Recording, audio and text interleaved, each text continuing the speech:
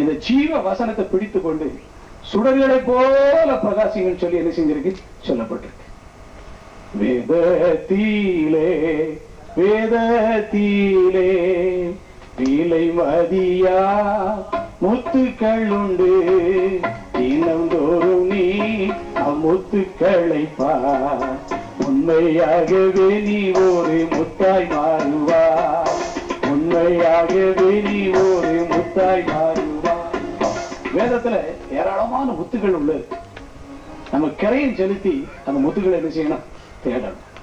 அப்போ கிறிஸ்தவ வாழ்க்கையில நம்ம நிலைச்சு நிற்பதற்கும் நம்முடைய ஊழியங்கள் சரியான அடிப்படையில் செய்து முடிப்பதற்கும் முதல் படி என்னன்னு சொன்னா கர்த்தருடைய வசனம்.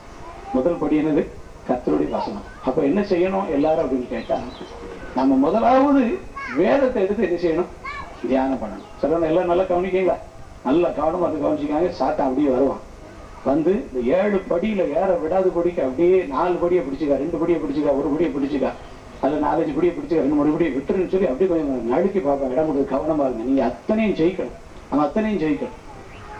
முதல் படி அந்த வேத வசனம். காலையில ஒரு பேப்பர் எங்க வீட்டு முன்னாடி கிடைச்சு, இன்னைக்குரிய பேப்பர். மனசுல ஒரு எண்ணம், பிறகு பேப்பர் படிக்க முடியாது படின்னு சொல்லி இன்னும் பைபிள படிக்கல. இதை பிறகு என்ன செய்யலாம் பார்த்து மூக்கில் வீசிட்டு இருந்துச்சேன். ஏன்னு சொன்னா முதலாவது படிக்க வேண்டியது வேதவசனம். நான் உங்களுக்கு வேதவசனத்தை காலையில அந்த டைம்ல சரியா படிக்கல, ஆகையினால படிச்சவரை படிச்சுக்கலாம்னு சொல்லி தூர போட்டு வந்துச்சு. அந்த அளவுக்கு கவனம் கருத்துமா இல்லைன்னு சொன்னால் நம்ம வேதத்தை என்ன செய்ய முடியாது, தியானிக்க முக்கியத்துவம் கொடுக்கவே மாட்டோம். இதை வச்சு நீங்க உங்களை புரிஞ்சுக்காங்க. டிவிக்கு எவ்வளவு முக்கியத்துவம், கிறிஸ்தவ செய்திகளுக்கு எவ்வளவு முக்கியத்துவம், பேப்பர்களுக்கு எவ்வளவு முக்கியத்துவம் கொடுக்கணும்னு சொல்லி யோசிச்சு பாருங்க. டிவியில கிறிஸ்தவ செய்திகள் பார்க்கிற தப்புன்னு சொல்லல, அதை விட முக்கியமானது நம்ம தியானிச்ச பிறகு அதெல்லாம் நீங்க நேரம் இருந்தா இடம் கொடுத்து பாருங்க. இதுவும் அதுவும் ஒன்று போல ஓடிக்கிட்டு இருக்கும். இங்க என்ன தியானிக்கிறோமோ அதே தியானம் அன்றைக்கு ஒருத்தர் டிவியில செய்தி கொடுப்பாரு, அந்த செய்தி அங்க என்ன செய்யும், அதே வசனம். நமக்கு ஒரு ஆச்சரியமா இருக்கும். கல்லநாள் இந்த காலையில நான் வாசித்த தியான செய்தி யார் சொல்றா, இந்த ஊழியக்காரனை சொல்லியிருக்கிறார். அப்ப நம்ம தியானிச்சதுக்கும் அவர் சொல்றதுக்கும் ஒரு பத்திரிகையில வர செய்தி பார்க்கறதுக்கு என்ன செய்யும், ஒற்றுமையா இருக்கும். அப்ப நம்முடைய தியானத்தை கர்த்தர் ஆசீர்வதிக்கிறார்.